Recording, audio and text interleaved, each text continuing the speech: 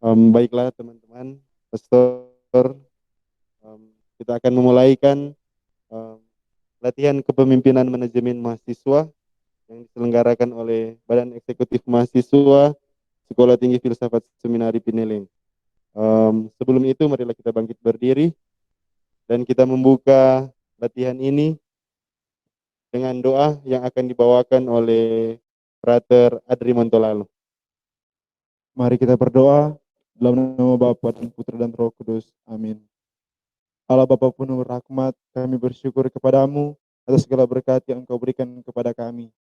Ya Tuhan, pada pagi yang cerah ini, kami semua segenap sivitas akademika Sekolah Tinggi Filsafat Seminari Pineleng hendak melakukan latihan kepemimpinan. Kami mohon kepadamu, curahkanlah Roh Kudus-Mu kepada pastor yang akan memberikan materi kepada kami, serta kami semua yang akan menerima materi. Kiranya apa yang kami terima dapat berguna bagi kami semua dalam kehidupan kami sekarang ini dan ke depannya. Inilah doa kami yang kami panjatkan kepadamu dengan pengantaran Kristus Tuhan kami. Amin. Dalam nama Bapa dan Putra dan Roh Kudus. Amin. Disampaikan terima kasih kepada Frater Adri. Pertama kami ingin mengucapkan selamat datang kepada pemateri kita, Pastor Bonifasius Borobin Ola, yang berkenan untuk memberikan materi tentang latihan kepemimpinan manajemen mahasiswa di Sekolah Tinggi Filsafat Seminari Pineleng. Kedua, saya mengucapkan selamat datang kepada kita semua, baik yang ada di tempat ini dan yang sementara menyaksikan secara langsung melalui Google Meet dan media sosial Facebook. Kami menyapa Anda sekalian dan terima kasih bisa menyempatkan diri untuk hadir langsung dan menonton. Di tengah keterbatasan kita pada pagi hari ini, atas nama Badan Eksekutif Mahasiswa Sekolah Tinggi Filsafat Seminari Pineleng, mengucapkan selamat datang dan mari dengan gembira dan senang hati kita mengikuti latihan kepemimpinan manajemen mahasiswa ini. Waktu dan kesempatan langsung kami berikan kepada pemateri kita, Pastor Bonifasius Borobinola. Baik, selamat pagi semua. Mungkin pertama saya mau minta keterangan sedikit dari kita punya host hari ini. Kira-kira teman-teman yang hadir ini mereka bagian dari BEM atau perutusan atau bagian, supaya saya ada gambaran sedikit tentang partisipan yang ada. Jadi, Pastor, untuk partisipan yang hadir saat ini mewakili semester 1, 3, dan 5. Yang masing-masing mengutus 10 orang. Kurang lebih 10 orang yang hadir di tempat ini. Jadi gambaran ini akan membantu kita untuk berproses. Pada kesempatan ini, karena saya diminta untuk bicara leadership dan manajemen juga, saya akan coba berbagi apa yang saya tahu, tapi apa juga yang bisa kita kembangkan dalam kepemimpinan kita. Nah, hal pertama yang mau saya gambarkan lebih dulu, ada beberapa hal yang tentu perlu kita lihat bersama, kita klarifikasi bersama terkait dengan kepemimpinan. Nah, saya sendiri menyiapkan bahan yang tentu ini bagian dari sebuah usaha juga memulai sebuah budaya baru dalam konteks pembinaan, tapi juga pendidikan di STF, yaitu kita belajar menggunakan juga bahasa internasional. Artinya kita menggunakan bahasa Inggris. Sehingga slide saya pada bagian pertama mungkin tidak saya pakai dalam bahasa kita. Jadi masih original dalam bahasa Inggris. Nah, karena itu saya harap para partisipan bisa sedikit dalam arti tertentu mengarahkan perhatian, tapi juga kemampuan kamu untuk memahami sedikit apa yang disampaikan. Baik. Dua hal yang mau saya berikan hari ini. Yang pertama, kita harus punya kesepahaman dulu tentang leadership. Ya, itu harus satu. Kita semua punya satu pemahaman, kita punya kesepakatan. Yang kedua, kita akan coba ambil salah satu cara yang kira-kira saya bagikan pada kesempatan ini, tidak bisa semua, ada begitu banyak, tapi saya hanya ambil satu saja, sebagai cara mengembangkan atau memperkuat potensi leadership kita. terutama ketika itu berkaitan dengan organisasi. Ya, so ada dua hal yang akan saya berikan pada kesempatan ini. Harap waktu yang disediakan oleh BEM untuk saya cukup. Katanya kemarin kita mulai saja lalu sampai di mana saya bisa berakhir. Ya, jadi kalau berakhirnya cepat, syukur. Tapi kalau berakhirnya agak panjang, mohon kesabaran. Jadi itu deal pertama. Baik, saya tidak mau berlama-lama, saya langsung saja pada mari kita mengerti dulu apa itu leadership, understanding leadership. Ya, saya mulai dengan saya pakai gaya Thomas Aquinas, ya via negativa. Saya mulai dengan apa yang bukan leadership dulu, yang sering kali kita artikan sebagai leadership. Jadi, what is not the right meaning of leadership? Apa yang sebenarnya bukan arti dari leadership, tapi seringkali kita pakai sebagai leadership. Di sana ada yang bilang trait leadership. Sebentar saya akan jelaskan apa itu trait leadership. Yang kedua, assign leadership. Yang ketiga, power. Yang keempat, coercion. Dan yang kelima, management. Ya. Ini semua sering dianggap sebagai leadership. Ya. Orang bilang leadership kalau dia punya trait leadership. Leadership kalau dia punya assign leadership. Kalau dia punya power, dia punya coercion. Ya, dan dia punya management. Baik, kita akan lihat satu-satu kenapa itu saya katakan bukan arti yang sebenarnya dari leadership. Nah, yang pertama, trait leadership versus process leadership. Dibilang di situ, he is born to be a leader or she is a natural leader. Jadi orang kalau memahami kepemimpinan dalam perspektif trait leadership, mereka akan katakan ini, ya. Ada individu tertentu yang lahir sebagai pemimpin. Mereka punya kualifikasi itu dalam dirinya. Dan inilah yang membuat mereka dibedakan dari orang-orang yang bukan pemimpin. Jadi kepemimpinan yang dianggap sudah bawaan lahir. Ada orang sejak masih bayi sudah merasa akan jadi pemimpin yang besar. Dulu pada zaman tertentu mungkin model ini berlaku. Ada yang meramalkan, oh anak ini nanti lahir akan menjadi orang besar. Ya Yesus mungkin masuk dalam kategori ini. Tapi kita tidak bisa diskusi dengan Allah tentang itu ya. Tidak ada yang bisa menggugat Tuhan. Leadershipmu itu tidak berlaku lagi sekarang. Ya. Tetapi saya kira Yesus tidak lahir dengan model trait leadership. Karena ia mengalami the hidden 30 years-nya. 30 tahun yang orang tidak tahu dia buat apa. Bisa jadi pada 30 tahun itu Yesus di training secara sangat luar biasa oleh Tuhan dan manusia sehingga dia tampil sebagai pemimpin yang luar biasa. Karena itu konsep ini tidak bisa lagi kita pakai. Kita tidak bisa bilang orang lahir sebagai pemimpin. Dan dalam konteks pembinaan calon imam, calon katekis, kita tidak bisa lagi punya pemahaman seperti ini. Bahwa yang masuk seminari otomatis bisa memimpin. Bahwa yang sekolah di sini otomatis nanti bisa jadi pemimpin-pemimpin di tengah umat. Model itu harus ditinggalkan. Tidak ada yang otomatis. Karena itu kita harus masuk pada satu model yang disebut proses leadership. Ya. Kepemimpinan yang jadi karena sebuah proses, bukan innate. Oke. As process leadership can be learned, observed. Ya. Jadi dia bilang di sini, sebagai sebuah proses, leadership itu bisa diobserve, bisa diamati, dan dengan demikian bisa dipelajari. Dengan begitu siapapun bisa menjadi pemimpin, asal dia mau belajar jadi pemimpin. Begitu. Sekali lagi, untuk yang calon imam, kasih keluar dari kepalamu bahwa otomatis kamu ditabiskan jadi pemimpin. Mulai hari ini berubah. Itu tidak lahir seiring tabisanmu. Tapi itu sebuah proses yang harus diobservasi, dengan demikian dipelajari, dan dengan demikian bertumbuh.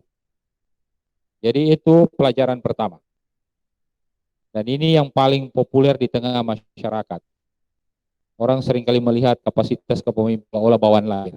Dan di antara kita pun dalam organisasi sering kita memilih pemimpin karena melihat bakat lahirnya mungkin.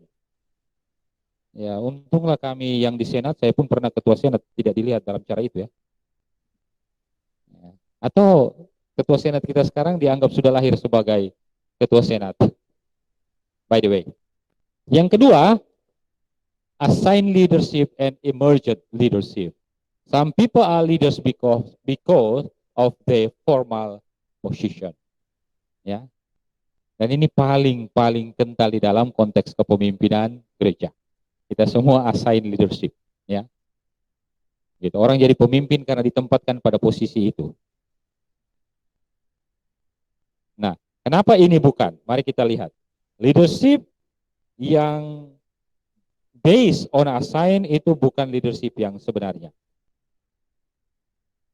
Leadership itu ketika orang mampu melihat seorang individu bisa mempengaruhi sebuah grup atau organisasi, terlepas dari dia punya posisi atau tidak.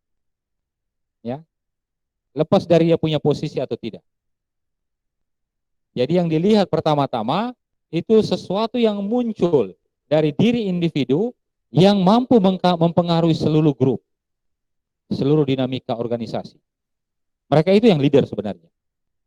Sementara orang yang ditugaskan menjadi leader belum tentu, jangan-jangan dia tidak bisa mempengaruhi, tapi dia justru yang dipengaruhi. Sehingga organisasi bukannya maju, tapi keluar dari track. Begitu. Tanpa memperdulikan title-nya, ya, tetapi dia menampilkan, emerging. Keluar itu dia punya daya kepemimpinan. Begitu. Ya, tentu bukan keluar karena dia lahir sebagai pemimpin, karena dia belajar, dia observe, dia mengembangkan dirinya, sehingga dia mampu memberi pengaruh yang lebih luas dan lebih banyak. Ya, the type of leadership is not assigned by position, rather it emerge over the period through communication. Jadi saya menggarisbawahi ini. Jadi bukan karena diberi posisi dia otomatis menjadi leader, menjadi orang yang punya kapasitas memimpin. Tetapi itu berproses, muncul lewat satu periode yang ditandai dengan komunikasi yang baik. Jadi kalau kita punya assign leader, tapi gagap dalam berkomunikasi, harusnya kita bisa minta dia berhenti. Tapi kadang-kadang persoalannya ada di sana. Karena dia assign, dia punya legalitas, walaupun dia tidak komunikatif, walaupun pengaruhnya tidak kelihatan dalam organisasi, tapi ya kita terima saja sebagai entah anugerah atau kutuk, ya terserah. Tapi pemimpin macam ini untuk organisasi yang mau baju tidak pas. Ya. Dan di banyak tempat assign leadership itu tidak lagi dipakai. Saya mungkin ini kurang tepat untuk menjadikan contoh, tetapi Keuskupan Amboina dulu mulai tidak lagi pakai senior jadi harus pastor paroki, junior harus pastor pembantu. Ya, Monsinyur Mandagi mulai melihat emerge leadership dari pastor-pastornya, sehingga ada pastor muda yang pastor paroki, pastor tua kapelannya. Begitu. Ya, saya tidak tahu Manado bisa begitu atau tidak. Di komunitas kelompok kata ketik ini juga bisa naik ke level itu atau tidak. Kita berjuang bersama. Ya, bisa jadi satu waktu pastor parokinya tidak perlu pastor, ya katekis saja, karena dia lebih mampu leadership-nya. Sementara pastor mungkin lebih banyak bikin kacau daripada bikin bagusnya. Baik, jadi assign leadership tidak masuk dalam perspektif kita tentang leadership. Kemudian, leadership dan power. Orang masih mengidentikan kepemimpinan dengan power. Jadi, power is related to leadership because it is part of the influence process. Ini masih kelihatan. Orang merasa kalau orang bisa memimpin kalau punya power. Ya. Tetapi dalam konsep kita, power tidak lagi menjadi sesuatu yang urgent untuk sebuah kepemimpinan. Ya. Jadi yang diperlukan di sana justru kontrak sosial antara pemimpin dan followersnya.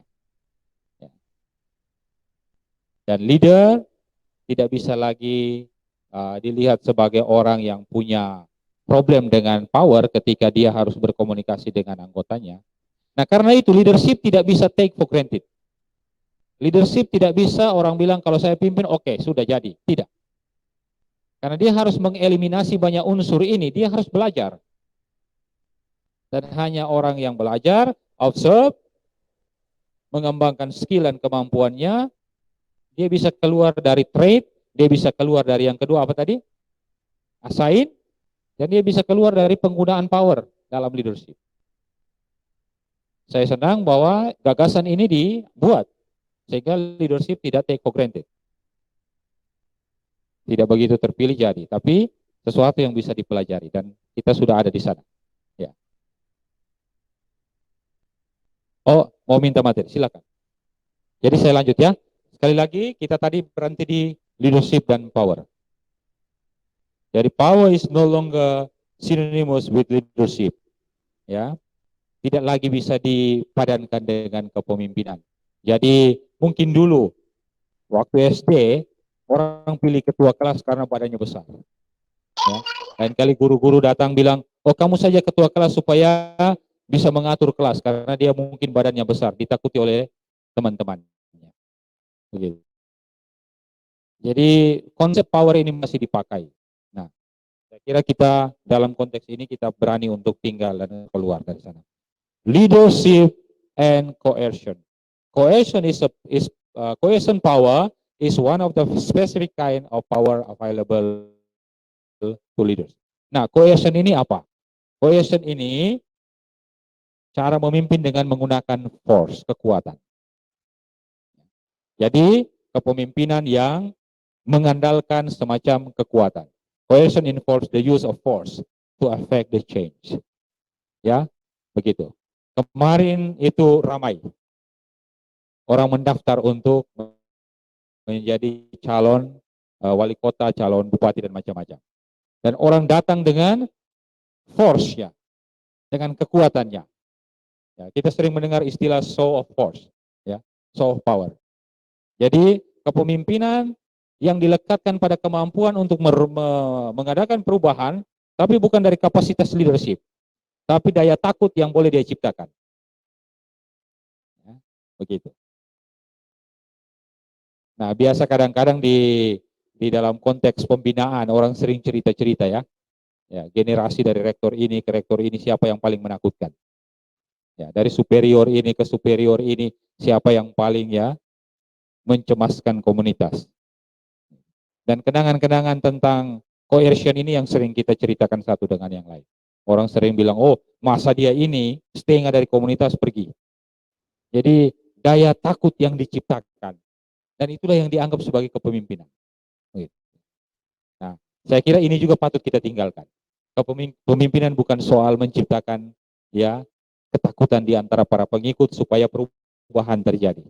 Jadi kalau ada yang masih dalam konteks hidup seperti itu, ya mari kita sama-sama berubah. Gitu. To coerce means to influence other to do something against their will and may include manipulating penalties and reward. Ya, jadi kita berusaha mengajak orang untuk melakukan apa yang berbeda dengan mereka punya kehendak. Jadi kalau kepemimpinan model ini bisa bahaya. Dan dalam proses memaksa orang itu bisa terjadi macam-macam manipulasi. Ya. Misalnya manipulasinya bisa dengan penalti, hukuman. Kamu harus bikin ini, kalau tidak hukumannya begini, maka semua orang akan ramai-ramai buat menghindari hukuman. Ya. Tapi juga bisa manipulasi dalam reward. Gitu. Mari hidup baik-baik supaya nanti di akhir semester kalau semua lulus kita buat libur buat pesta besar. Jadi perubahan itu tidak sungguh-sungguh menjadi will dari followers. Tapi karena ada manipulasi situasi. Entah disuruh atau diajak menjadi takut dan buat, atau justru ada hadiah-hadiah yang menyenangkan dan menggiurkan sehingga orang berubah. Leadership tidak demikian.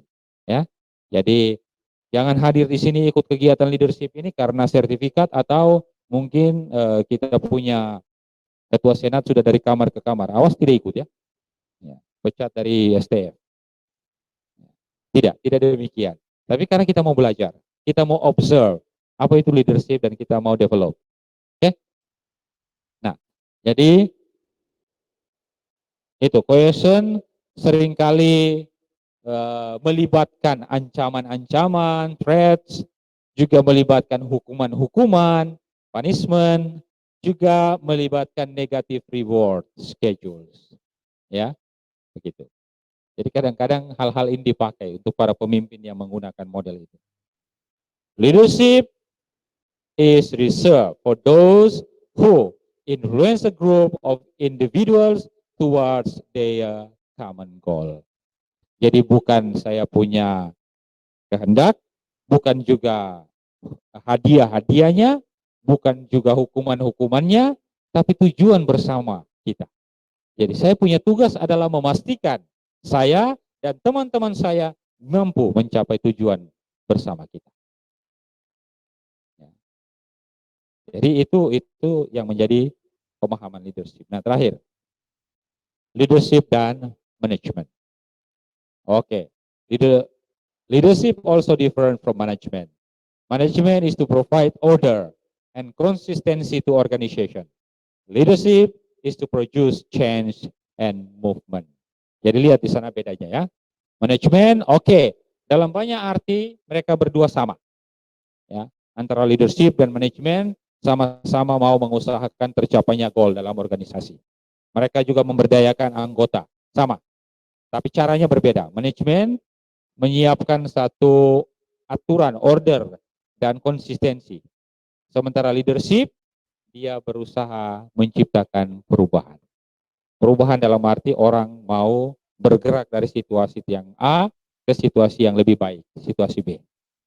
Begitu. Dan dia menjamin bahwa ada movement di sana. Ada gerakan. Jadi bukan perubahan yang take for granted, perubahan yang diterima begitu saja, atau perubahan yang dihadiahkan, orangnya tidak bergerak, orangnya tidak berbuat apa-apa, tiba-tiba sudah ada perubahan. Ya. Berjuang sendiri, bikin sendiri. Tidak bisa begitu. Orang lihat, oh STF, BEM seminaris sekarang sudah berubah, sudah luar biasa. Tapi ketika ditanya ke anggota BEM-nya, mereka tidak tahu apa-apa. Ternyata itu cuma ada personal achievement saja. Oke, jadi gerakan dan perubahan itulah tugas dari para pemimpin. Manajemen about seeking order and stability, leadership is about adaptive and constructive change. Ya. Jadi di dalam manajemen orang berusaha mencari keteraturan yang membuat kita stabil. Ya. Organisasi kita kuat. Kita tidak gampang goyang. Krisis bisa dimanage atau diperkecil sehingga kita bisa sustain. Ya, bisa bertahan. Tapi kalau leader dia tidak bisa itu. Dia justru mencari sebuah model-model adaptif dan satu katakanlah perubahan yang konstruktif. Nah, jadi kalau pemimpin yang dari hari dia memimpin sampai dia turun tidak ada yang berubah, ya saya kira itu gagal sebagai pemimpin menurut definisi ini ya. Gitu.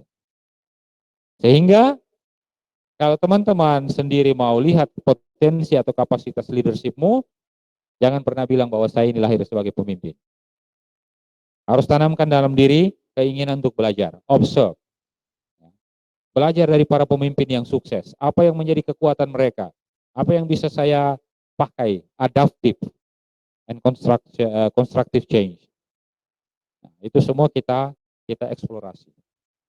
Sehingga pada akhirnya kita bisa keluar sebagai pemimpin yang sekali lagi punya tugas pertama-tama bukan membuat orang bisa ya ikut apa yang kita mau, tetapi dengan saya bergerak menuju goal bersama. Jadi itu 5 hal yang saya kira perlu saya klarifikasi pada kesempatan pertama supaya kita cukup jelas dengan apa itu leadership. Nah, pada akhirnya kita akan bertanya, lalu leadership itu apa? Ya. Sesudah semua tadi tidak, lalu apa dia sebenarnya? Definisi dan komponen dari leadership. Baik. Yang pertama, leadership itu proses whereby an individual influences a group of individual to achieve a common goal. Ya, jadi inilah yang menjadi definisinya. Jadi proses di mana satu individu mampu menciptakan sebuah pengaruh dalam satu grup, grup itu pun grup dari individu-individu untuk bersama-sama mencapai tujuan kita. Jadi kemampuan saya mempengaruhi seluruh ruangan ini, seluruh partisipan ini untuk mengerti apa itu kepemimpinan, disitulah letak leadership saya. Ya. Jadi penting di sana itu kemampuan mempengaruhi. Karena itu komponen-komponen leadership kemudian menjadi begini. Yang pertama itu proses. Sudah disebut di atas ya. Komponen leadership itu proses. Lalu dia juga melibatkan pengaruh. Nah, dan leadership itu terjadi dalam grup, dalam organisasi. Jadi kalau pemimpinnya berdiri sendiri, grupnya di tempat lain, leadershipnya tidak jalan. Ya, dia harus terjadi di dalam grup. Gitu. Jadi kalau pemimpinnya lari sendiri, grupnya tertinggal di belakang, itu tidak masuk kategori leadership. Atau followersnya lari cepat di depan, pemimpinnya tertinggal di belakang, itu pun juga sama. Jadi mereka harus hand in hand, saling berjabatan tangan, mewujudkan tujuan bersama. Dan tentu yang paling penting adalah common goal. Jadi jangan memimpin sebuah organisasi yang common goal-nya tidak jelas. Jangan mau. Karena kamu akan berakhir nowhere. Begitu. Jadi kita jalan saja, mau kemana tidak tahu semua. Common goal-nya tidak ada. Atau ada tapi tidak dimengerti oleh seluruh anggota. Ataupun ada, tidak terartikulasi dengan jelas. Sehingga strategi untuk sampai di sana, perubahan yang harus dibuat untuk mencapai itu tidak bisa dibuat. Jadi inilah unsur-unsur yang harus ada. Kita lihat satu persatu ya, sekedar untuk memberikan kejelasan. Leadership as a process. Jadi leadership itu sebagai sebuah event transaksional yang terjadi di antara pemimpin dan pengikut-pengikutnya. Gitu. Kita tidak bisa menghindari transaksi antara pengikut dan pemimpin. Kita ini mau kemana kira-kira? Begitu. Jadi kalau proses transaksi ini tidak terjadi, maka muncul apa yang disebut otoriter. Jadi dia tidak pernah bernegosiasi, tidak pernah bicara dan sebagainya. Ya. Karena dia transaksional, dia interaktif. Karena itu kalau leadership-nya tidak interaktif, ya, cuma satu jalur saja, itu juga gagal sebagai leadership. Dan saya pikir ini sebuah bekal yang baik untuk kita ke depan. Kalau kita tahu baik bahwa leadership itu transaksional, maka kita akan belajar bagaimana bargainingnya, tawar-menawarnya. Begitu. Saya terus terang, saya orang yang bodoh menawar. Konsekuensinya saya tidak pernah belanja di pasar. Jadi pergi saja ke supermarket, fix price, bayar, selesai. Dampak dari mentalitas ini adalah saya harus punya cukup uang selalu. Ya. Saya punya perlengkapan perang harus cukup, uang saya harus cukup. Karena saya tidak punya pilihan. Saya punya teman satu, tetangga saya, itu orang yang suka berbelanja di pasar. Karena itu dia sangat skillful dalam bargaining, tawar-menawar di pasar. Dan dia bisa dapat makanan cukup banyak dengan uang yang sedikit. Begitu. Akibatnya, dia jarang kehabisan makanan, jarang kehabisan stok. Kalau saya, mungkin tiap minggu belanja. Nah, ini sebuah perbandingan yang di luar leadership, tapi kalau kita tidak tahu bertransaksi, begitu nanti leadership kita. Costly. Bermakan biaya besar. Lalu karena tidak interaktif, tidak ada komunikasi, tidak saling bicara, maka juga akan menjadi tidak efektif. Oleh karena itu, karena leadership itu interaktif, leadership itu transaksional, leadership available untuk siapapun. Jadi, siapapun bisa menjadi leader. Lepas dari dia lahir sebagai pemimpin atau tidak, dia ditugaskan atau tidak, dia punya power dan kekuatan atau tidak, dia ahli manajemen atau tidak. Selama dia mampu menciptakan sebuah proses, he is a leader. Nah, next. Leadership involves influence. Ya. Jadi, it is concerned with how leaders affect the followers. Lihat di sana ya, kalimat terakhir itu menarik. Without influence, leadership does not exist. Tanpa kemampuan untuk mempengaruhi, sebenarnya leadership itu tidak ada. Jadi kalau kamu pilih seorang pemimpin dan selama 1 tahun dia tidak buat apa-apa, kepemimpinannya itu does not exist. Tidak ada, tidak pernah ada. Dan orang seperti itu tidak layak dikenang sebagai pemimpin. Jadi lihat, kalau kita tidak mampu mempengaruhi, maka kepemimpinan kita lemah. Atau bahkan bisa dianggap tidak ada. Of course ini grup. Grup tidak bisa tidak adalah konteks dari kepemimpinan. Kepemimpinan tidak bisa terjadi di dalam ruang-ruang yang eksklusif. Ya, kepemimpinan tidak bisa jadi kalau orang menciptakan ruang-ruang eksklusif. Oh, saya pemimpin, saya ketua dari organisasi, tolong saya harus punya ruang sendiri. Ya. Kalau boleh dengan fasilitas lengkap. Dan menjadi orang yang tidak mudah dijangkau oleh pengikut-pengikutnya. Dia tempatkan security dan sekretaris. Ya, untung saja ketua BEM kita belum punya itu ya. Atau sudah? Ya. Sudah eksklusif. Oh, masih boleh dijumpai oleh siapapun. Jadi, kepemimpinan itu harus terjadi dalam grup. Okay. Leadership is about one individual influencing a group of others to accomplish common goal.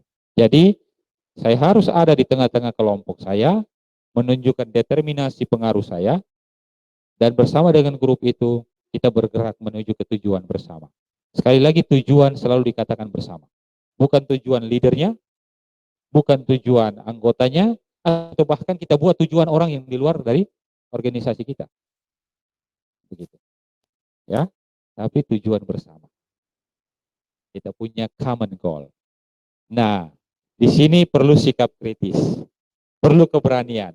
Critical thinking kita harus kuat untuk bisa menganalisa ini goal titipan dari orang di luar organisasi yang mau memanfaatkan kita atau ini goal kita. Kalaupun goal kita harus jelas, ini goal bersama, kesepakatan bersama, atau kelompok tertentu dalam organisasi kita. Ya, misalnya, ya banyak pengalaman, ada kebijakan-kebijakan dalam organisasi tertentu ditentukan oleh mereka yang punya kepentingan. Donatur misalnya. Kita merubah seluruh sistem dalam organisasi kita hanya karena orang yang biasa kasih sumbangan itu minta kita merubah. Supaya mereka punya akses untuk kepentingannya. Ya, pernah alami begitu? Pernah ya? Ya, dan banyak. Itu. Atau di dalam kelompok kita ada kelompok-kelompok kuat, peer group. Ya. Yang atas cara tertentu mengintervensi semua keputusan. Gitu. Kelompok-kelompok seperti ini yang harus dieliminasi, disingkirkan kalau kita mau jadi pemimpin yang baik dan hebat. Berkomunikasi, ya, transaksionalnya terjadi antara kita dengan kita punya anggota, interaktif, sehingga pada akhirnya tujuan bersama terwujud. Hasil akhirnya otomatis semua anggota mengalami kepuasan. Ini kita bicara idealnya leadership ya, dalam praktek leadership lain cerita. Jadi saya kira itu. Yang terakhir common goal ya.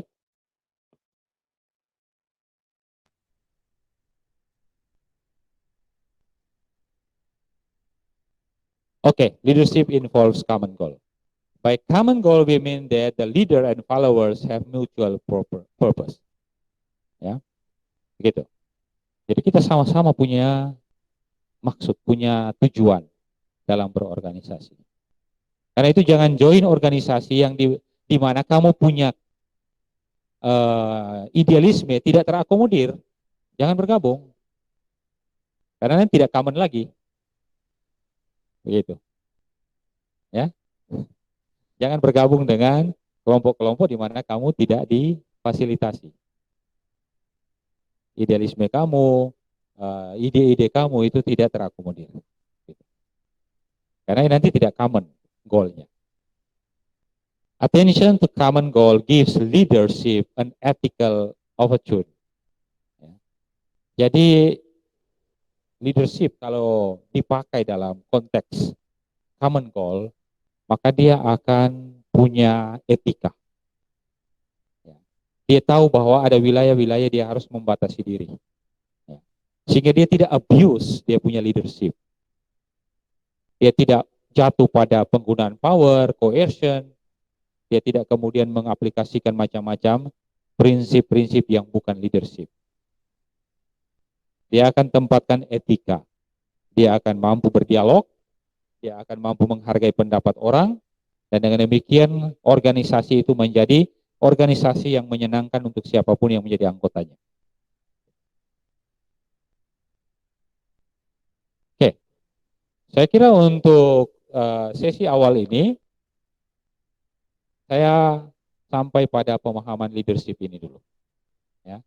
Karena itu sekarang ada kesempatan yang baik, saya minta izin walaupun kita atur jarak, tapi leadership tidak bisa dibuat kalau tidak ada dinamika.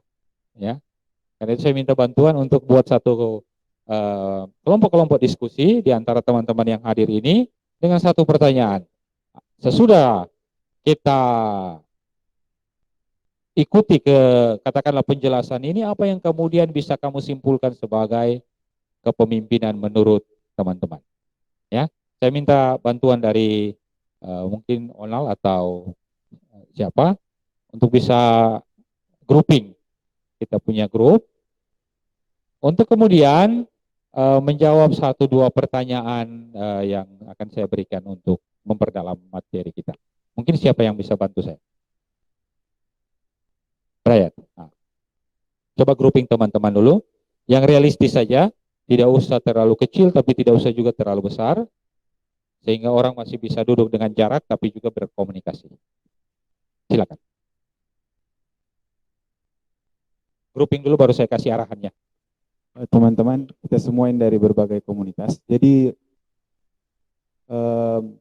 satu grup itu harus ada komunitas skolastikat seketik dengan diocesan. Begitu. Kita hitung saja dari sini. Kita buat 6 kelompok. Jadi hitung dari 1 sampai 6. Jadi pembagian kelompoknya adalah di sini kelompok 1, di sini kelompok 2, kelompok 3, kelompok 4, kelompok 5, kelompok 6. Langsung pergi masing-masing kelompok pergi pada petampa. Sudah? Oke, semua sudah di kelompok? Sudah ya? Bisa slide-nya tolong. Nah, saya punya 3 pertanyaan untuk masing-masing kelompok. Untuk bisa dibahas dalam 15 menit ke depan sampai dengan jam 10. Ryan, boleh tolong LCD-nya. Oke, ini 3 pertanyaan yang kira-kira saya harap bisa dijawab oleh teman-teman dalam 15 menit diskusi. How do I understand leadership? Jadi bagaimana saya itu mendapatkan informasi, pengetahuan, ataupun macam-macam hal tentang leadership. Lebih ke sharing kamu punya personal experience. Lepas dari apa yang saya sudah bilang tadi ya, bagaimana kamu sampai pada ide leadership itu, pengalaman personal kamu seperti apa? Pernah dengar kah, atau pernah ikut pelatihan kah, pernah baca buku kah? So, ya, how do I get atau how do I understand leadership? After all, what can I say about leadership? apa yang bisa saya katakan tentang leadership. Ya, jadi sesudah bagaimana saya mendapatkan itu dan apa yang saya sendiri artikulasikan. Terakhir, coba teman-teman write down a short sentence on what is leadership according to our group. Jadi menurut grup kamu kira-kira leadership itu apa? Sesudah kamu dengar yang saya berikan, tapi juga dengar dari teman-teman punya sharing, bagaimana mereka dapat hal-hal yang berkaitan dengan leadership, dan apa yang kemudian mereka punya pemahaman itu, dan kamu tulis satu kalimat pendek tentang apa yang kamu sepakati sebagai leadership di dalam kelompok. So, situasinya memang tidak bisa lebih intensif, tidak bisa lebih intens, kita terhalang oleh corona, jadi harap semangat tapi juga kecairan dalam kelompok tidak hilang hanya karena duduknya berjarak dan bermasker. Silakan, saya beri waktu mulai dari sekarang. Saya akan mengunjungi kelompok-kelompok untuk mendengarkan apa yang kamu percakapkan. Baik, kita ada 5 menit lagi menuju jam 10. Saya kira bisa segera dituntaskan itu untuk seri pengalamannya. Maksudnya bisa lebih cepat, supaya sudah mulai coba menulis apa itu leadership menurut kelompok masing-masing. Memang saya lihat mungkin ada beberapa yang belum menyampaikan pengalamannya, bisa lebih singkat, padat, jelas, dan boleh langsung berproses untuk menulis. Terima kasih. Baik, jadi sekarang kita akan dengar 1-2 catatan dari kelompok hasil dari diskusi yang kira-kira akan memberi kita semacam gambaran apa yang sudah dipahami sebagai leadership sampai dengan saat ini, dan kelompok sudah berusaha untuk merumuskan satu kalimat pendek untuk mewakili itu. Mungkin bisa mic-nya bisa di pass off saja untuk kelompok-kelompok, dan kita akan dengar mulai dari kelompok yang paling sudut sini. Silakan.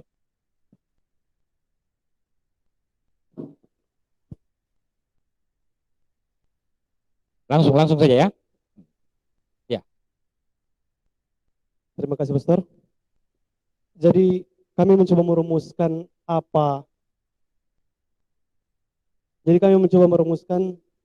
tentang apa arti kepemimpinan akhirnya bagi kami semua. Mungkin kami lebih mencoba apa yang spesifik atau yang unik dari kami. Jadi menurut kelompok kami, menjadi seorang pemimpin berarti pertama-tama kita memahami diri sendiri, kemudian memahami orang lain, dan dengan bijak, berwibawa, serta simpatik, membimbing orang lain untuk berpikir, bergerak maju, demi mencapai tujuan bersama. Terima kasih. Luar biasa, terima kasih. Ya, kelompok berikut. Oke, baik, terima kasih. Dari kelompok kami, setelah kami sharing tadi berdasarkan berbagai pengalaman, kami menemukan bahwa leadership yang kami temukan itu ada berbagai macam. Ada yang menunjuk leadership sebagai suatu kemampuan, ada yang menunjuk leadership sebagai suatu cara, ada yang menunjuk leadership sebagai suatu sikap, dan ada yang menunjuk leadership langsung dengan tujuannya itu untuk menyatukan suatu kelompok. Dan dari poin-poin tersebut kami mencoba merumuskan apa itu leadership. Dan yang rumusan yang kami sepakati bersama adalah leadership adalah kemampuan seseorang untuk menyatukan pikiran, perasaan, dan tingkah laku dalam suatu kelompok untuk mencapai suatu tujuan bersama yang ditunjukkan lewat cara memimpin kelompok tersebut dalam semangat persamaan dan kebersamaan. Terima kasih. Ya, setelah tadi sudah berbincang-bincang dalam kelompok, maka menurut kelompok kami, leadership adalah cara berproses dengan mencari, memahami, dan menemukan jati diri sebagai seorang pemimpin dalam dirinya demi mencapai suatu tujuan bersama. Dalam hal ini, kelompok dan organisasi lewat kebersamaan dan saling pengertian. Terima kasih. Luar biasa. Terima kasih. Kita ke kelompok yang berikut. Terima kasih. Kelompok kami menyimpulkan bahwa kepemimpinan yang kami mengerti di sini adalah cara seseorang yang mau merangkul banyak orang atau kelompok tertentu untuk mencapai visi dan misi yang diharapkan.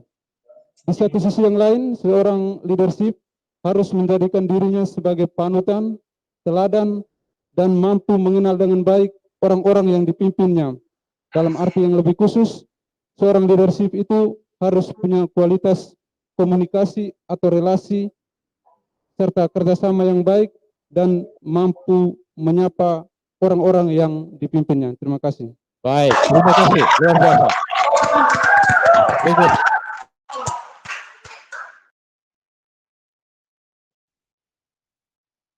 Menurut kelompok kami, kepemimpinan adalah sebuah proses untuk mengarahkan diri sendiri maupun orang lain dengan berani dan bertanggung jawab menuju tujuan yang lebih baik. Terima kasih. Luar biasa. Terima kasih. Baik, terima kasih untuk kesempatan. Kalimat kesimpulan untuk kata leadership dari kami. Leadership atau kepemimpinan adalah bentuk penyerahan diri untuk berproses bersama dalam suatu kelompok guna mencapai tujuan bersama. Terima kasih. Luar biasa. Baik, terima kasih. Ini sebuah proses yang luar biasa. Kamu menemukan arti leadership itu sendiri, dan demikian kamu memahkotai apa yang kita renungkan bersama. Sekedar untuk mengingatkan kembali, kalau kita kembali review lagi apa yang baru saja kita lihat, maka saya harap teman-teman semua cukup simpan ini saja. Bahwa leadership adalah proses. Leadership itu bukan sebuah situasi yang tidak bisa dirubah, bukan situasi yang tidak bisa diperbaiki, tapi dia sebuah proses yang dinamis. Dan dalam berproses itu semua orang harus berani menjadi bagian dari proses itu sendiri. Dan proses itu ada kata whereby ya, di mana kita menciptakan pengaruh yang mampu membawa kita pada tujuan bersama. Dengan komponen-komponen tadi, proses, pengaruh, terjadi dalam grup, dan common goal. Oke, ini semua saya kira mampu menjadikan kita paham apa itu leadership, dan saya harap dengan begitu, kalau kita mau mengembangkan leadership kita, kita tahu kita punya titik berangkat. Ya, supaya kita tidak salah mengembangkan. Baik, saya akan masuk ke satu sesi yang berikut nanti, tapi saya minta mungkin panitia mengizinkan mereka break dulu 10 menit kalau boleh. Dan kita kembali, saya akan ada tes, pertama untuk menguji. Nah, tes ini lebih menguji kita punya pengalaman pernah berorganisasi. Kalau semua pernah berorganisasi, saya cuma mau lihat level tim leadershipmu. Jadi nanti akan saya buat tes sesudah kita masuk nanti, dan sesudah itu saya akan tambah dengan satu materi yang mungkin akan kita bisa bawa pulang sebagai materi motivasional leadershipnya. Bisa begitu? Oke, sekarang take your time, santai sedikit 10 menit, sesudah itu kita kembali. Kita lanjut nanti 10.15. Silakan. Baik, mari kita mulai lagi. Oke, saya harap semua sudah ada di ruangan. Nah, untuk sesi ini menjadi sebuah sesi yang sedikit lebih banyak bicara tentang kita punya pengalaman. Ya, karena itu saya mau bikin semacam review atau evaluasi terhadap kamu punya pengalaman berorganisasi sebelumnya, atau organisasi yang sedang kamu di mana kamu sedang terlibat sekarang, apapun bentuk organisasinya, it's okay. Ya, kita mau lihat apakah kamu punya organisasi itu punya karakteristik tim leadership atau tidak. Ya. Jadi harap saya memberi beberapa pertanyaan, ada 12 pertanyaan, masing-masing akan menjawab pertanyaan-pertanyaan ini dan mengukur kualifikasi dari leadership dalam organisasi di mana kamu terlibat atau yang pernah kamu terlibat. Boleh? Oke? Ya. Jadi mungkin siapkan satu lembar kertas. Masing-masing pertanyaan dijawab dengan jadi kamu tulis nomor 1 sampai 12. 1 sampai 12. Dan masing-masing nomor, coba teman-teman tulis jadi ada 12 pertanyaan. Masing-masing baris kamu tulis 1, 2, 3, dan 4. Ya. 1, 2, 3, dan 4.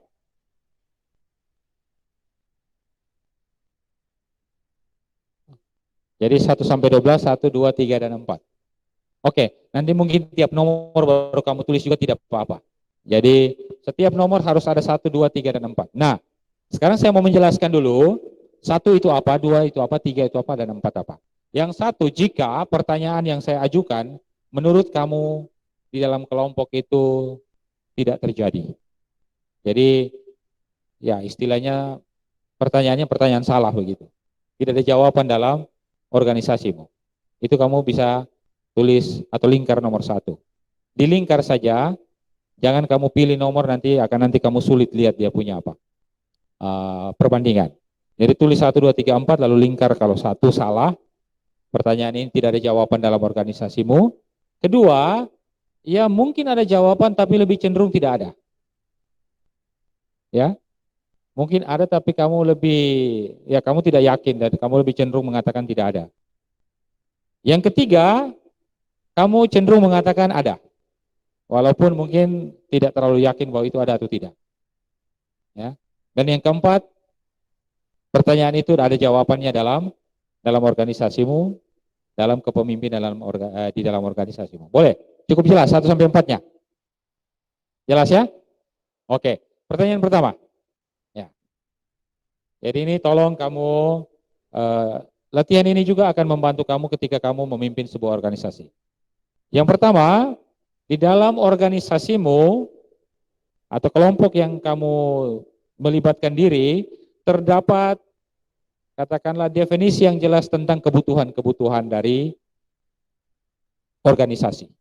Kebutuhan ini dalam arti ada tujuan yang mau dicapai, cukup jelas terungkap di sana, atau maksud yang ingin diwujudkan, ya, purpose to be served. Sebagai katakanlah justifikasi dari keberadaan organisasimu. Begitu. Pertanyaan pertama, apakah ada penjelasan atau klarifikasi yang cukup akan kebutuhan organisasi? Kebutuhan ini maksudnya adalah tujuan yang mau dicapai bersama, atau katakanlah maksud yang mau diwujudkan, sehingga eksistensi dari kelompokmu itu bisa kelihatan. Kelompokmu itu bisa kelihatan eksistensinya. Sebagai justifikasi bahwa kelompok ini ada karena punya tujuan. Begitu. Silakan 1 sampai 4. Oke. Saya cepat-cepat saja karena waktu kita terbatas ya. Jadi bikin pilihan cepat. Yang kedua, ya, terdapat dalam organisasimu metode monitoring performance dari masing-masing anggotanya. Ya. Di dalam kelompok ada metode untuk memonitor performance dari masing-masing anggota. Ya. Dan ada ruang untuk koreksi. Jadi ada metode untuk mengukur performance dari anggota. Pada saat yang sama juga ada ruang, ada katakanlah tempat. Ruang ini jangan mengerti tempat ya. Ruang artinya ada space untuk anggotanya memberi masukan atau koreksi. Silakan. Jadi saya hitung saja. 4, 3, 2, 1. Nomor 3.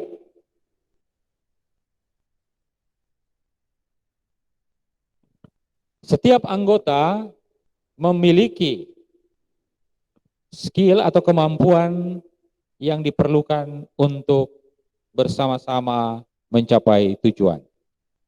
Jadi ada kesempatan di mana anggota dari kelompok menampilkan juga kemampuan-kemampuannya sehingga tujuan itu menjadi lebih mudah dicapai.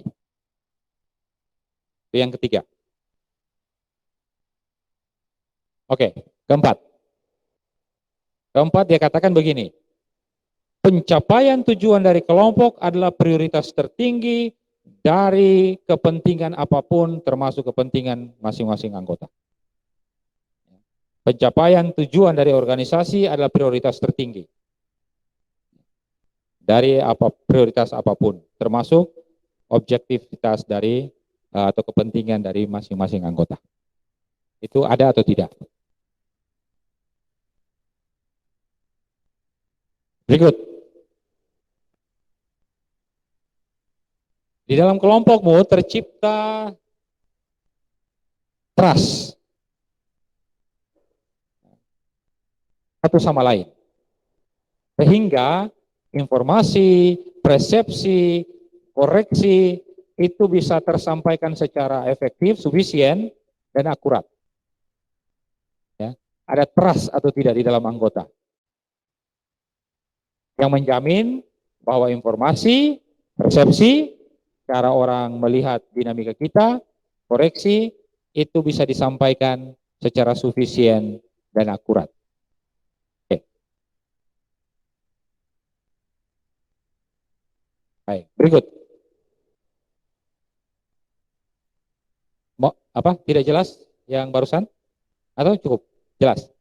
Nah, jadi trust ya, kepercayaan satu sama lain yang memungkinkan informasi dan lain-lain itu disampaikan secara sufisien. Kemudian, apakah kelompok atau organisasi di mana kamu terlibat itu dalam leadership-nya tampak juga standard of excellence. Standard of excellence.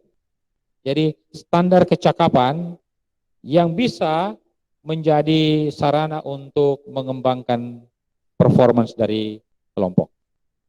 Apakah kamu punya semacam standard of excellence yang bisa membantu meningkatkan penampilan atau performance dari organisasimu?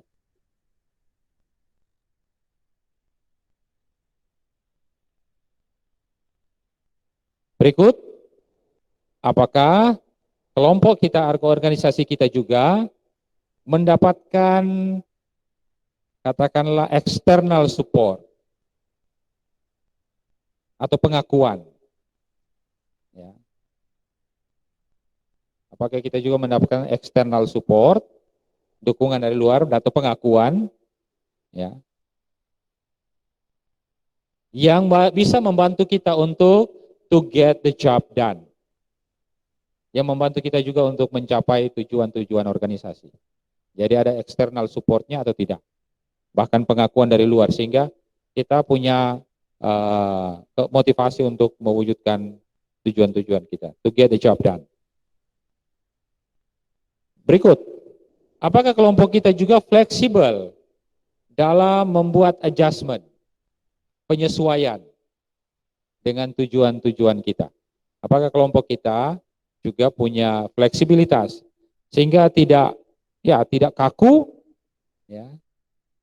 Dan fleksibilitas itu diatur sedemikian rupa oleh leader kita sehingga gampang dimengerti, dengan demikian gampang diwujudkan. Ya. Atau sebaliknya, fleksibilitas itu kalau kamu jawab salah berarti kemungkinan fleksibilitasnya itu tidak mudah dimengerti, malah dibikin rumit. Ya. Itu sudah nomor berapa itu? 8 ya. Kenapa ada yang sudah lebih dulu? 8 ya? Oke, sekarang 9 maksudnya. Oke. Nah, apakah leader kita itu menciptakan semacam satu suasana yang positif, ya, safe climate. Suasana yang positif sehingga semua anggotanya bisa cukup terbuka dan suportif, secara suportif, ya, memajukan kelompok. Terutama ketika menanggapi isu-isu yang berkaitan dengan kelompok kita. 10. Apakah tim leader kita itu mengakui, pertama mencari dulu, berusaha menggali, menemukan, tapi pada saat yang sama juga mengakui, ya, skill, kompetensi dari anggota-anggotanya sehingga bisa bermanfaat juga untuk kelompok. Ya. Semacam, oke, pemimpin kita bilang secara terbuka mengatakan silakan memberi kontribusi, silakan kalau ada yang punya kemampuan lebih, atau sama sekali tertutup kemungkinan itu. Jadi jawabanmu menentukan ya. Oke. Baik. Yang berikut. Apakah leader kita mengerti berbagai macam isu-isu teknikal yang tidak fundamental, yang teknis semua, ya. Jadi dia cakap dalam hal-hal yang lebih teknis. Sehingga tidak harus merubah kita punya tujuan besar. Ini ya teknis saja, kita bisa shift, kita bisa ganti. Cara ini mungkin tidak, kita pakai cara lain. Atau dia tidak mau tahu, ya, karena dia tidak punya keterampilan, tidak punya kepekaan, sehingga tidak bisa shift ke model yang lain. Dia, kamu setuju atau tidak, kita jalur ini. Gitu. Apakah kamu melihat bahwa di dalam grup ada kemampuan untuk mengerti hal-hal teknis seperti ini? Berikut, yang terakhir. Apakah pemimpin kita tidak mencekoki kita dengan berbagai macam goal yang akhirnya membuat kita hidup dalam delusi? Misalnya begini, leader kita itu terlalu idealis, sehingga dia menciptakan sesuatu yang sebenarnya kita hidup dalam delusi saja. Organisasi mau mencapai apa itu kelihatan bagus, tapi sebenarnya itu ilusi saja. Kita semacam terhalusinasi dengan macam-macam hal yang ada di organisasi. Pada akhirnya bukan mencapai, tapi malah dalam kondisi seperti itu. Oke, itu 12 pertanyaan. Sekarang masing-masing hitung. Kalau nomor 1 kamu dapat berapa, 2 dapat berapa, 3 dapat berapa, 4 dapat berapa.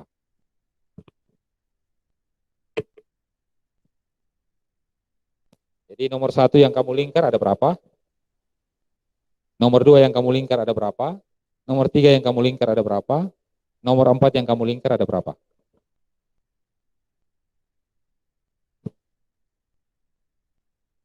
Tangkap maksud saya.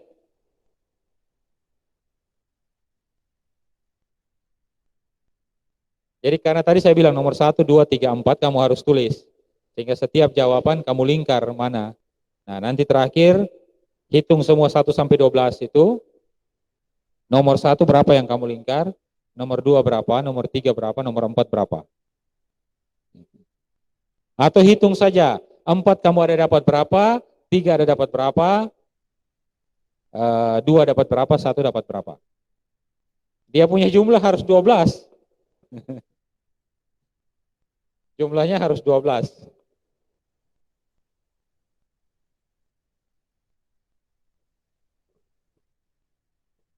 Sudah? Simple. Siapa yang satunya lebih banyak? Dapat 1 lebih banyak. Oke. Siapa yang dapat 2 lebih banyak? Ada juga. 3 lebih banyak. Oke. 4 lebih banyak. Oke. Baik. Ya. Dari jawaban itu otomatis. Nomor 1 berarti tim leadershipmu dalam organisasi itu parah. Itu sudah otomatis. Ya. Entah dia menjadi sangat diktatorship atau dia menjadi sangat tidak punya profesionalisme sebagai pemimpin. Hanya bubar.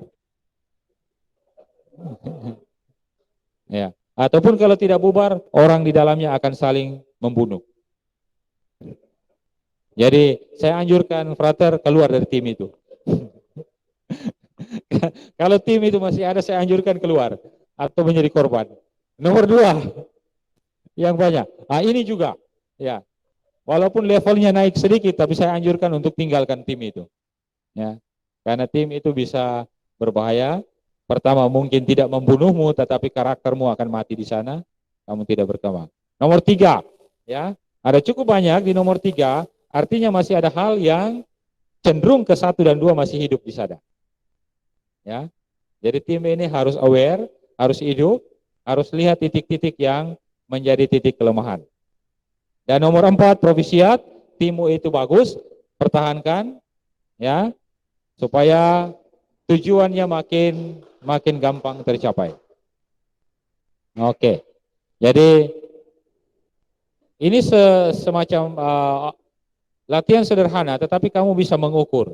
12 pertanyaan tadi kamu bisa pertanyakan lagi di timmu untuk sekedar katakanlah mengoreksi, mencari feedback dari organisasi yang kamu ikuti atau kamu sendiri menjadi pemimpinnya di situ. Ya, kamu bisa tanya kepada anggota, coba saya ingin feedback, coba jawab pertanyaan-pertanyaan ini dalam organisasi kita. Ya, harap itu bisa membantu. Oke, nah, kenapa kita masih punya nomor 1 dan nomor 2 dan nomor 3 masih cukup banyak?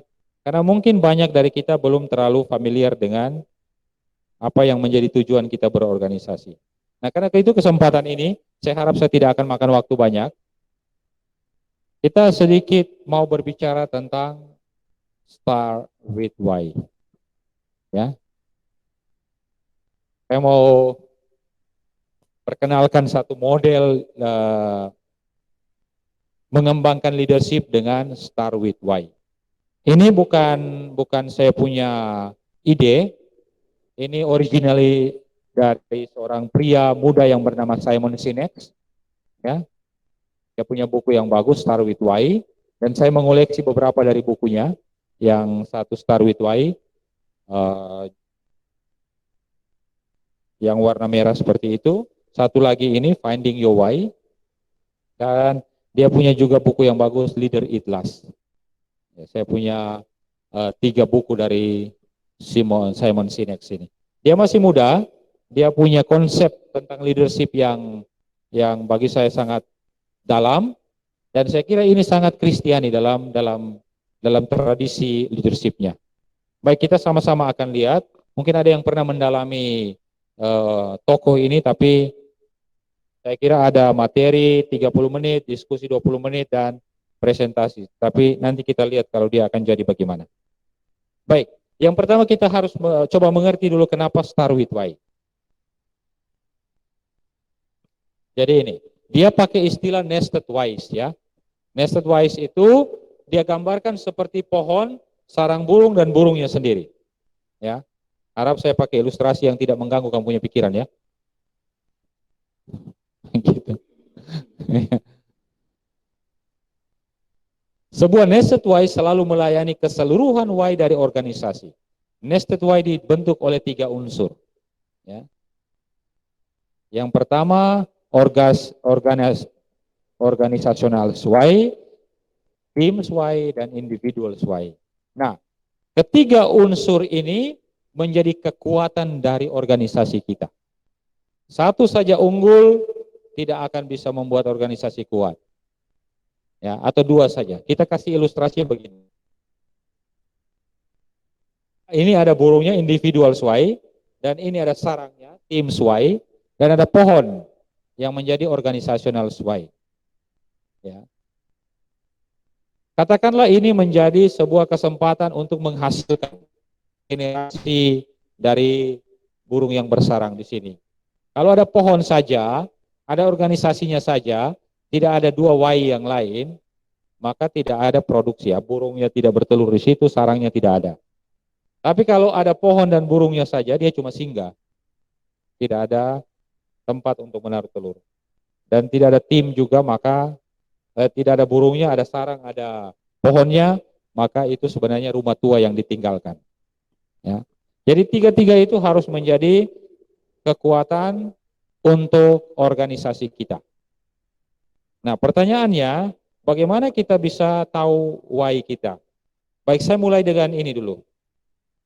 Simon Sinek mulai dengan menganalisa fungsi otak. Ya, apa yang dia katakan? Kita punya 2 bagian dalam otak. Yang pertama dia bilang neokorteks. Bagian ini bertanggung jawab atas rasionalitas, pikiran-pikiran analitis. Bagian ini juga menolong kita memahami fakta, figur, fitur, bahasa, dan lain-lain. Ya, jadi itu salah satu bagian dari kepala kita ini. Yang berikut dia bilang ada yang disebut limbic brain. Bagian otak ini bertanggung jawab atas semua cara bertindak, behavior kita, ya, dan pengambilan keputusan, termasuk di dalamnya perasaan seperti keyakinan dan loyalitas. Jadi Simon mulai dengan fungsi otak. Jadi leadership bagi dia itu berangkat dari kompetensi yang kita sudah miliki sejak lahir, otak kita. Kecuali ada yang lahir tidak ada otak. Begitu. Ya. Atau hidup dengan otak yang tidak berguna. Nah, dari situ dia menemukan apa yang disebut golden circle. Dari fungsi otak tadi, dia menemukan ini yang disebut golden circle. Nah, oke. Neokortex yang fungsinya tadi kita sudah lihat. Itu ternyata ada bagian luar. Dan dia menjawab pertanyaan what. Sementara limbic brain ada di dua circle terdalam. Artinya makin dekat dengan inti. Dan limbic brain untuk Y ini lebih luas dia punya area. Oke, saya harap sampai di situ teman-teman tidak kehilangan jejak. Jadi fungsi otak tadi limbic brain dan neocortex. Sekarang dia gambarkan golden circle, neocortexnya di luar, limbic brain 2-nya di dalam. Nah, mari kita lihat apa guna dari analisa tentang fungsi otak ini. Nah, tadi ada di golden circle itu ada ini ya, ada what, ada how, ada why. Ya, neocortex di what, how, why, limbic brain. Dia bilang begini, setiap organisasi dioperasikan dalam 3 level. Pertama, what to do, how to do, dan why we do. Berikut. Nah, di sini akan menjadi jelas. What to do, kita semua pasti mengetahui dengan baik apa yang kita lakukan ketika kita berorganisasi. Dan itu fungsi dari neocortex. Neocortex akan menjawab pertanyaan ini. Tapi itu lingkaran paling luar. Yang kedua, how to do. Ini sudah limbic brain. Beberapa bahkan pada level yang lebih tinggi, yaitu dengan mengetahui bagaimana, how kita melakukan apa yang kita lakukan. Tentang bagaimana kita menjadi berbeda dari kelompok lain. Nah, di sini kita mulai bukan hanya tahu apa yang kita buat, tapi kita mulai tahu identitas kita. Ketika kita join kelompok ini, kita menjadi berbeda dengan kelompok yang sana. Gitu. Ketika kita masuk seminari, kita berbeda dengan misalnya yang masuk Stipas ataupun sekolah tinggi lain. Tetapi level paling tinggi adalah why we do. Tidak banyak yang cukup jelas mengartikulasikan mengapa mereka melakukan apa yang mereka lakukan. Why we do what we do. Nah, urgensi dari membicarakan ini adalah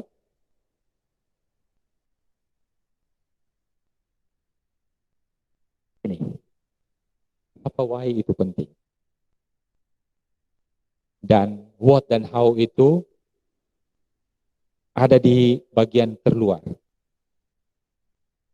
Pertanyaan why adalah cara paling mendalam untuk memahami apa motivasi yang menginspirasi, apa yang memotivasi kita dan menginspirasi kita melakukan sesuatu di dalam organisasi kita masing-masing. Ya. Jadi seorang leader yang kuat, seorang leader yang kompeten, dia harus mampu membuat semua anggotanya punya jawaban atas pertanyaan ini. Jadi bukan soal menggerakkan orang bikin apa, ya. Itu pertanyaan apa tadi? What to do? Atau bukan soal kemampuan, kalau leader ini tanya bagaimana mau bikin jago dia. Kalau soal mau bikin maju ini organisasi hebat dia. Itu baru how to do. Itu pemimpin yang hebat dia harus mampu menjawab pertanyaannya. Karena apa?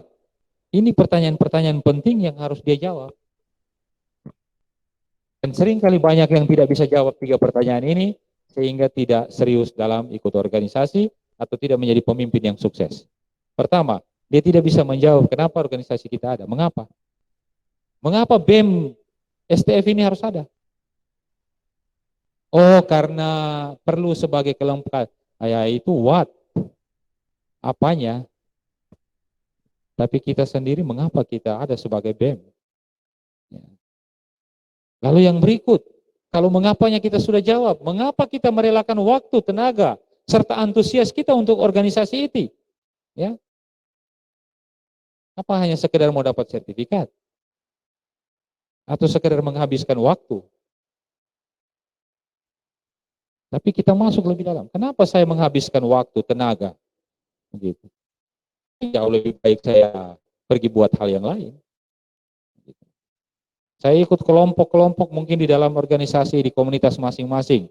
Ada kelompok choir mungkin, ada kelompok bakat ini, bakat itu. Kenapa? Hanya supaya bisa tampil atau ada yang lebih? Dan mengapa kita setiap anggotanya harus kata itu sana, melekat di hati kita. Harus care dengan organisasi kita. Nah, leader yang hebat, dia mampu menuntun organisasinya untuk menjawab 3 pertanyaan ini. Jadi bukan pertama-tama dia mampu menciptakan macam-macam aktivitas dan kegiatan dan program. Tidak. Dia harus pertama bertanya pada semua teman-temannya, kenapa orang kelompok ini ada? Dan kenapa orang harus buang waktu, antusias, dan tenaga kita untuk kelompok ini? Dan apa alasannya bagi kita untuk care pada kelompok ini? Ya, gitu. Kenapa mesti care? Baik.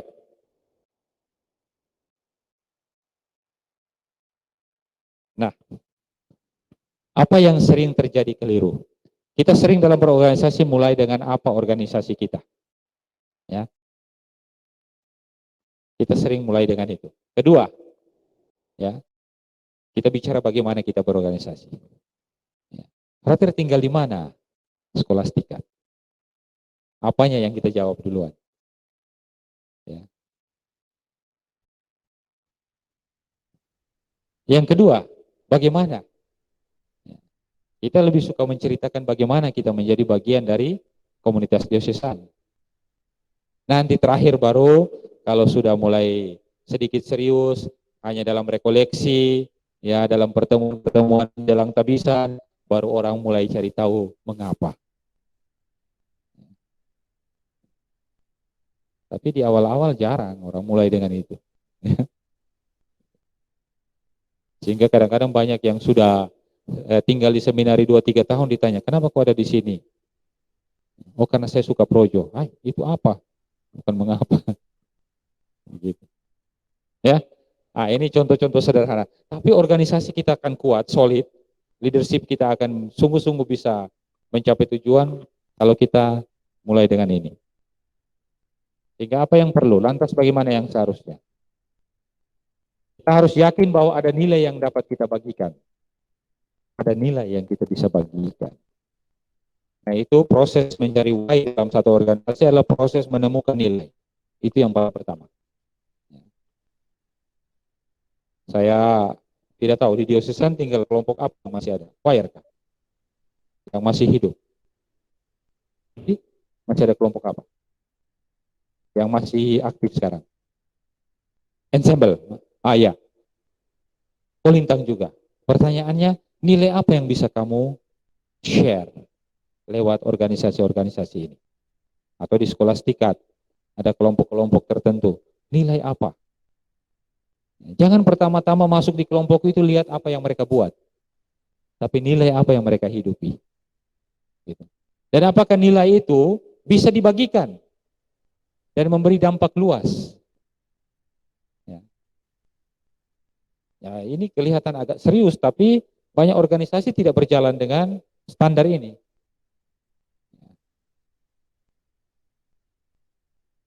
Nah, itulah yang akan kita coba hidupi, kalau memang mau menghidupi, sebelum kita masuk pada langkah-langkah teknis lainnya. Saya bilang sama BM tadi, saya bilang kalau ada waktu lain, saya juga suka berbagi tentang bagaimana membuat apa yang disebut strategic plan. Langkah-langkahnya apa? Tapi itu tidak akan bisa kita buat dengan kuat, solid, strategic plan kita, kalau ini kita tidak jawab. Jadi saya memilih memberi ini pada pertemuan pertama leadership kita daripada berbagai keterampilan lain yang bagi saya bisa kamu dapatkan di tempat lain. Gitu. Dan bagi saya, kalau kita berdasarkan ini, menjawab why, maka leadership kita tidak berbeda jauh dengan leadership Yesus sendiri. Ya. Karena Yesus why-nya dia jawab dengan jelas. Dan karena itulah dia punya memang ya boleh dibilang leadership kelas 1. Karena dia termasuk salah seorang yang why-nya terjawab. Nah, sekarang kita akan coba berproses finding your why. Nah, saya pertama membayangkan ini pengurus BEM ya. Jadi saya punya kepala waktu mempersiapkan. tapi ternyata utusan. Tapi baik, kita mungkin bisa kembali ke kelompok-kelompok tadi. Saya punya beberapa pertanyaan yang bisa didiskusikan. Sekali lagi mungkin mereferensi kelompok-kelompok yang kamu pernah ikuti. Kita akan menjawab juga beberapa pertanyaan yang kiranya dapat diseringkan langsung sesudah satu pertanyaan. Ya. Saya memilih tidak usah diseringkan. Teman-teman bicarakan saja di dalam kelompok. Baik, yang pertama, kita coba temukan cerita yang sungguh-sungguh spesifik yang menggambarkan situasi di mana kamu merasa bangga menjadi bagian dari organisasi yang kamu ikuti. Ya, jadi saya harap teman-teman yang ada ini punya pengalaman berorganisasi ya. Siapa yang tidak punya? Belum pernah ikut organisasi apapun? Terima kasih Tuhan, tidak ada. Ya. Yang dibuat adalah ceritakan kamu punya pengalaman spesifik yang membuat kamu bangga pernah atau masih menjadi bagian dari organisasi yang kamu ikuti. Silakan dalam kelompok-kelompok. Mana kelompoknya? Hey, move.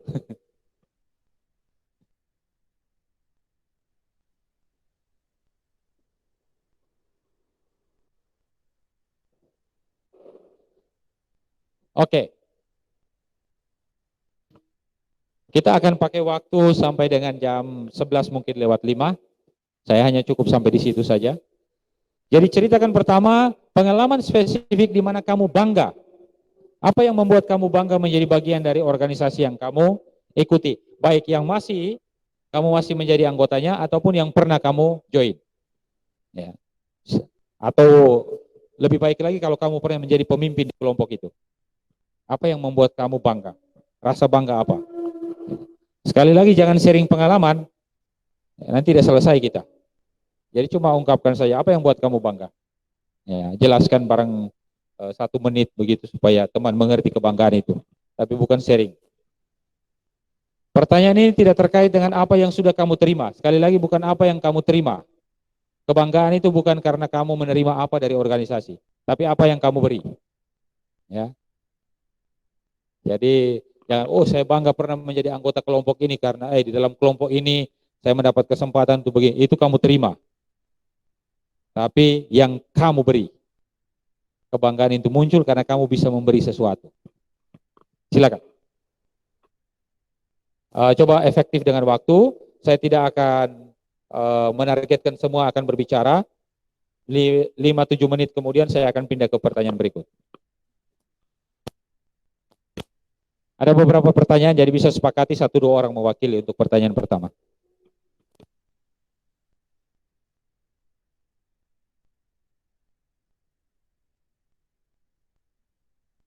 Jangan menghabiskan waktu dengan menunggu siapa yang mau cerita. Kita punya waktu yang terbatas, jadi share saja.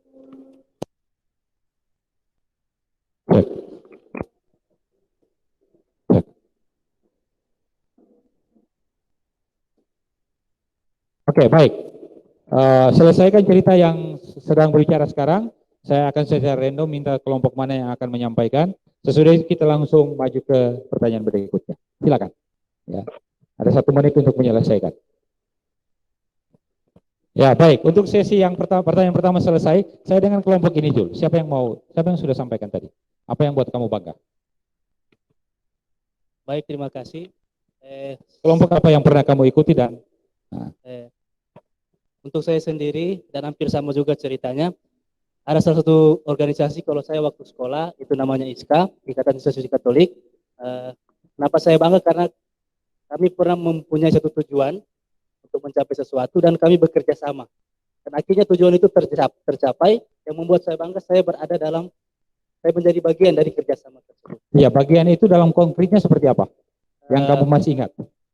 Oke. Tujuannya itu pada waktu itu kami mengikuti pertemuan berkala dan tujuan kami untuk menjadi pemenang lah. Nah, kerjasama yang kami spesifik itu setiap hari kami meluangkan waktu dan tenaga seperti itu. Oke, baik.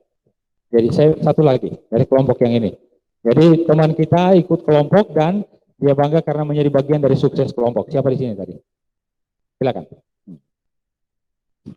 Baik, terima kasih. Yang membuat saya merasa bangga bisa bergabung di salah satu organisasi itu ketika saya bergabung di salah satu komunitas sanggar musik, Ya. musikalisasi puisi. Di situ yang membuat saya bangga ketika saya bisa memberikan kemampuan atau bakat saya dalam hal ini musik untuk memberikan penuhnya kepada komunitas. Secara spesifiknya ketika kami melatihan, saya merelakan waktu dan tenaga saya untuk hadir di situ dan mencoba untuk memberikan apa yang bisa saya berikan kepada komunitas tersebut. Pertanyaan sedikit untuk lebih memperdalam ini, kenapa sampai kamu mau merelakan waktu untuk itu? Yang membuat apa saya, yang kamu rasa, nilai apa di sana yang bisa kamu capai dengan pengorbanan yang sebesar itu? Singkat saja. Saya merasa di sana dan satu nilai yang kami perjuangkan. Ya, apa itu? Nilai itu ada nilai kebersamaan. Kebersamaan. Oke, good. Nanti bisa ditambah lagi. Terima kasih. Nah, pertanyaan yang kedua, what is your contribution? Ya, dari cerita-cerita tadi, coba diskusikan lagi dalam kelompok-kelompokmu, identifikasi apa yang menjadi kontribusi konkret atau spesifik dari organisasimu yang bisa dirasakan oleh orang lain. Apa yang kamu ketika masih terlibat di situ, maupun pernah kamu di situ, kamu bisa lihat ternyata organisasi itu punya dampak, bukan saja pada anggota, tapi juga orang lain. Silakan, coba. Yang tadi sudah sharing mungkin ganti dengan yang baru, yang mungkin punya pengalaman berbeda. Nah, di sini fokus dari sharing kita adalah organisasimu itu secara spesifik yang organisasimu berikan pada hidup orang lain. Ya. Apakah organisasi kita itu bisa memberi sesuatu pada hidup orang lain?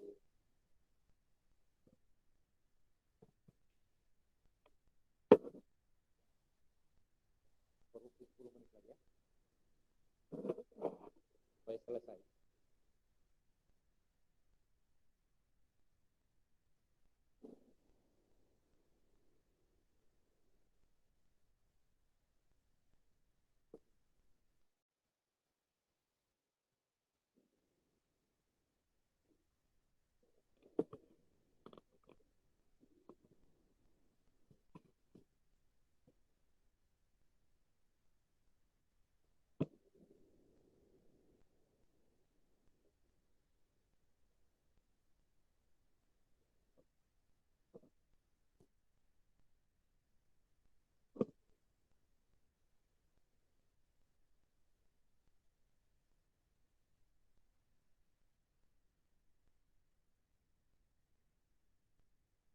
Jadi kita mau lihat organisasi kita itu manfaatnya untuk kita saja atau punya efek. Ya. Jangan-jangan organisasi ini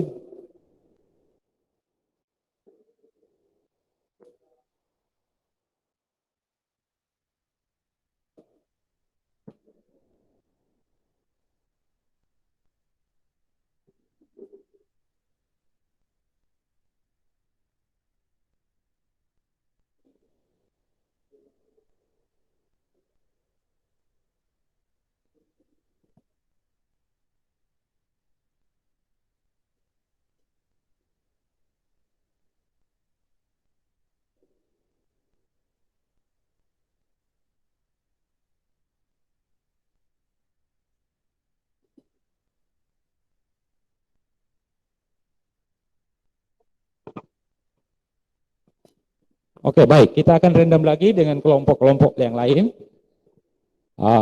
Tadi sudah di sebelah sana. Kelompok ini. Silakan.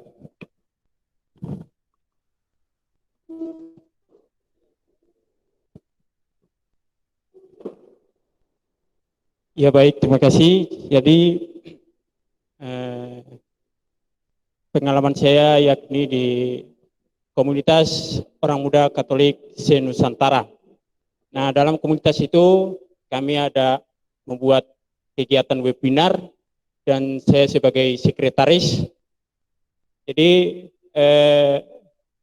kontribusi kami yaitu bisa menjangkau semua OMK se-Nusantara. Iya. Nah, dengan kontribusi itu kami juga bisa membagikan pengalaman iman antara satu dengan yang lain dari setiap OMK se-Nusantara. Oke, luar biasa ya. Ternyata kita punya orang hebat di sini. Ya. Kita ternyata punya orang hebat. Ya. Kelompok sana sudah? Belum ya tadi? Oke, kelompok ini. Silakan. Siapa? Ya, terima kasih untuk kesempatan yang diberikan. Kelompok organisasi yang saya ikut di Biara itu kelompok GCM, Junior Chevalier Mission, yaitu kami mendampingi anak-anak Karumbasan dan juga melayani orang-orang sakit. Dan dampak yang orang lain rasakan selain dari saya sendiri merasa bisa bagaimana cara lembut dalam mendampingi anak-anak dan juga umat. Selain itu juga dari apa yang kami laksanakan itu dampak bagi orang lain, yakni mereka memberikan perhatian khusus kepada kelompok kami dengan memberikan sumbangan berupa snack, buku, dan lain-lain. Nah, itu dampak dari kelompok kami bagi orang lain. Terima kasih. Baik, terima kasih. Kita masih menyisakan beberapa kelompok, tapi untuk pertanyaan yang ketiga. Nah, sekarang coba, ini bukan hanya sekedar punya dampak pada orang lain, tetapi membuat orang lain juga bertumbuh. Tidak dalam konteks kaitan dengan kita. Jadi ada sebuah kehidupan juga. Ini maksudnya begini, supaya ketika dampak itu, organisasi kita tidak lagi misalnya ada di tempat itu, dampak itu tetap ada. Jadi kehidupan tetap ada. Coba identifikasi bersama, lewat sharing dari pengalaman teman lain yang tadi sudah, ada tidak yang seperti ini? Kontribusi dari organisasi kita yang mengizinkan atau memberi ruang pada orang lain untuk maju dalam melakukan sesuatu atau menjadi seorang yang berkembang. Ya, punya tidak? Coba, silakan. Lanjutkan sharing untuk pertanyaan yang terakhir ini. Ada enggak kamu punya kelompok itu memberi ruang kepada orang lain sehingga mereka pun maju, begitu?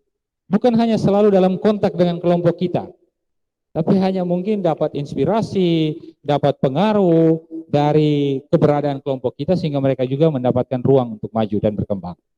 Jadi ini sekali lagi bukan orang-orang dalam kelompok kita atau orang-orang yang langsung bersentuhan dengan kelompok kita.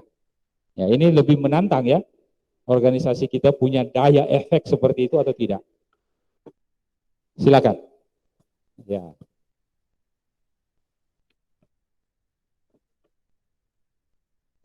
Kalau tidak ada tidak apa-apa, akui saja.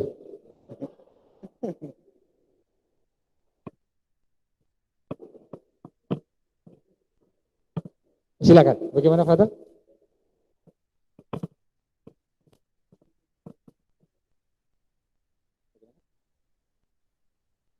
Oh, belum. Diskusi dulu. Diskusikan dulu.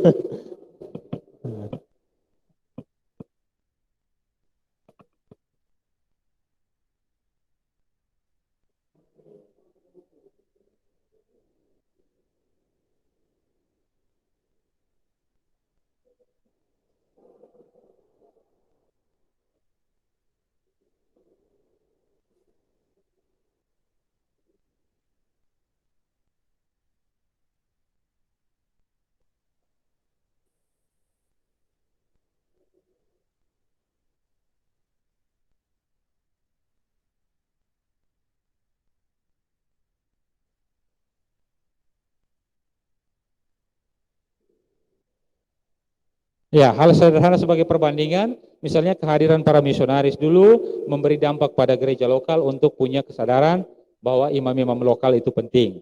Ini salah satu contoh. Sehingga mereka menciptakan ruang bagi orang lain untuk berkembang.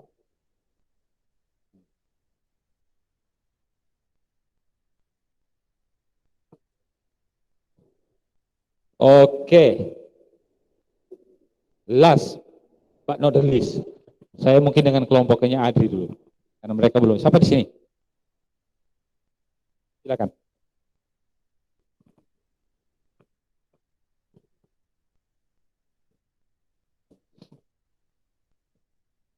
Baik, terima kasih atas kesempatan yang diberikan kepada saya. Dalam sebuah organisasi yang saya ikut, yakni Pramuka. Dalam Pramuka itu kami membuat suatu organisasi yang lebih khusus lagi, yang disebut Violent Scout. Jadi dalam organisasi tersebut membuka peluang bagi anak-anak muda yang berasal dari sekolah manapun untuk bisa bergabung dalam organisasi kami dengan ya tentu dengan apa segala ketentuan yang diberikan oleh kelompok, sehingga itu bisa membuat anak-anak muda seperti yang kos bisa ada kegiatan begitu, bukan hanya di kos tapi bisa meluangkan waktu untuk mengikuti kegiatan. Oke. Baik, terima kasih. Ya, memang kita punya harapan bahwa jawaban dari pertanyaan ini sesudah kelompok kamu mereka terinspirasi juga untuk buat kelompok yang sama, sehingga ruang untuk mereka itu tercipta. Baik, tapi bahwa kamu sudah sampai pada itu saya apresiasi. Kelompok yang sana belum ya? Silakan.